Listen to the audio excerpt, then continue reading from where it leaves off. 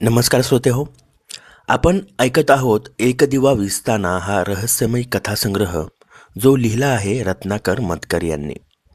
याच कथासंग्रहामधली दुसरी कथा आपण ऐकत आहोत. कथेचं नाव आहे अशब्द. या कथेतील चौथा भाग आज आपण ऐकणार आहोत. तर सुरू करूयात या कथेला. आपल्याला असं का वाटलं याची फिकीर करीत मी बसलो नाही. जीभ घेऊन सरळ कबूतरखान्याजवळ गेलो. ती तिथं नक्की सापडेल याविषयी मला जरा देखील शंका नव्हती. जरा इकडे तिकडे बघताच लॉन्ड्री सापडली. यावेळी ती बंदही होती, पण पायरीवर मात्र ती नव्हती. असं कसं झालं? असं व्हायचं होतं तर मी इथं आलो कशाला? खरंच मी कशाला आलो? केवळ स्वतःला वाटलं म्हणून? ती इथंच सापडेलच असं मी ठरवलं ते कशाच्या आधारावर? अधिकच निराश होऊन मी जीप सुरू केली. घराच्या रस्त्याला लागलो, पण मंदिराकडून जीप वळवली आणि वाटायला लागलं की मी मागं फिरायला हवं. त्याच रस्त्यावर आणखी थोडं पुढं एक इमारत आहे, पिवळ्या रंगाची, निळ्या काचांच्या खिडक्यांची. तिथं जायला हवं. दुसऱ्या मजल्यावर दाराला मण्यांचं तोरण आहे. तिथं आत पोहोचायला हवं. ती माझी वाट पाहत आहे. ही सूचना खोटी असली तर खोटी असो खरी असो, ती पाळायला तर हवी. त्यातून तसली इमारत तिथं नसली तर प्रश्नच निकालात निघेल. मी जीप वळवली. 5 मिनिटांत कबूतरखान्यावरून पुढं निघालो, भवानी शंकर रोडच्या दिशेनं. अचानक मला ती पिवळ्या रंगाची इमारत दिसली, निळ्या काचांच्या खिडक्यांची. जीप पार्क करून मी इमारतीत शिरलो. दुसऱ्या मजल्यावरच्या दाराची बेल वाजवली. एका मध्यमवयीन गृहस्थानं दार उघडलं. मण्यांचं तोरण खळखळलं. काय पाहिजे? त्यांनी विचारलं. इथे एक मुलगी आली आहे का? मुकी आहे. प्रश्न विचारता क्षणीच लक्षात आलं की आपण आपल्या तंद्रीत आलो खरे, पण ती जर इथं आली नसेल तर हे गृहस्थ आपल्याला वेडा ठरवतील. आली आहे. मीच तिला घेऊन आलो. 15-20 मिनिटांपूर्वी बंद लॉन्ड्रीच्या पायऱ्यांवर बसली होती, पाय पोटोशी घेऊन. चांगल्या घरातली दिसली म्हणून विचारपूस केली. तिला काही समजत नव्हतं. कोणीतरी फायदा घेईल म्हणून घरी घेऊन आलो. ते एवढं बोलताहेत ती धावतच बाहेर आली आणि मला बिलगली. पण तुम्हाला कसं कळलं ती इथे आली येते? त्या गृहस्थांनी विचारलं. मला कसं कळलं ते मला तरी कुठं ठाऊक होतं. मी काहीच बोललो नाही, पण मला भीती वाटायला लागली होती. माझ्या नकळत एक नवी शक्ती माझ्यात येऊन लागली होती. कुठली शक्ती? काय? माझं बोट धरून ती जीपमध्ये चढली. माझ्या शेजारी बसली, मला घट्ट बिलगून. माझ्याविषयी तिला इतकं वाटत होतं तर ती मला सोडून का गेली होती? मला भीती वाटते. माझ्या जाणीवेत शब्द स्पष्ट उमटले. मला इथं राहायचं नाही.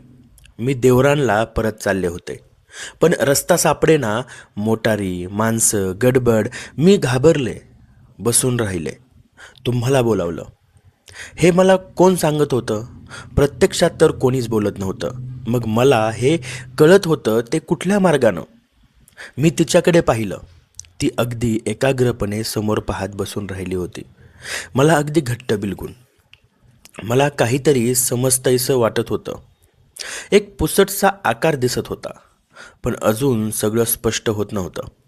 4 दिवसांनी रात्रीच्या वेळेस एक मध्यमवयीन गृहस्थ माझा पत्ता शोधत माझ्या घरी आले.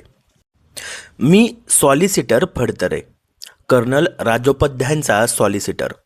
मला परमेश्वर भेटल्यासारखं झालं. एकूण आता कर्नलची अधिक माहिती मिळायची सोय झाली. तुम्हाला माहीत आहे का की कर्नल अलीकडेच वारले? फडतऱ्यांनी मला विचारलं. हो, मी त्याच्या घरी जाऊन आलो. देवरांना, त्याच्या नातीला मी इथं आणलंय. फडतरे दचकले. तिला तुम्ही बरोबर आणलंय?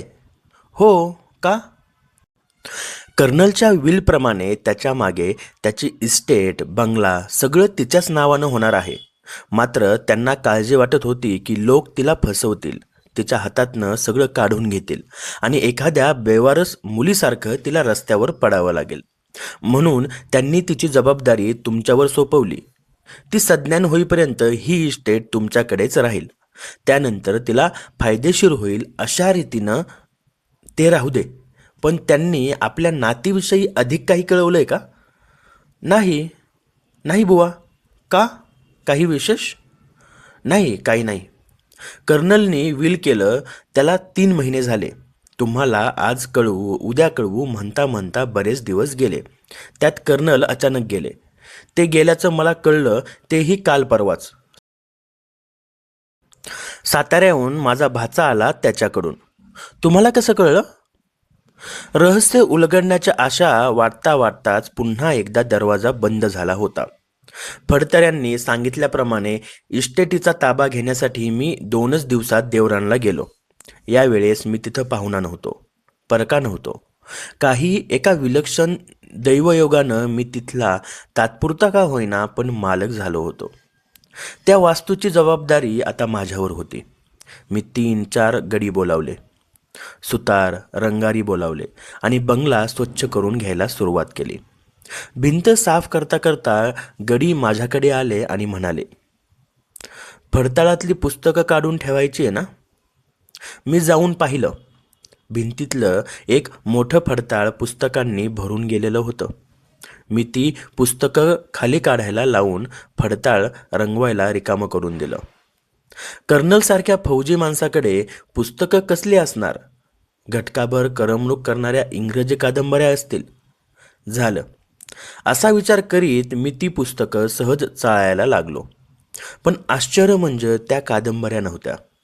ती मानसशास्त्रावरची, अध्यात्मावरची आणि तत्त्वज्ञानाची गंभीर पुस्तकं होती. बहुतेक सगळी इंग्रजीत होती. एखादं दुसरं मराठी होतं.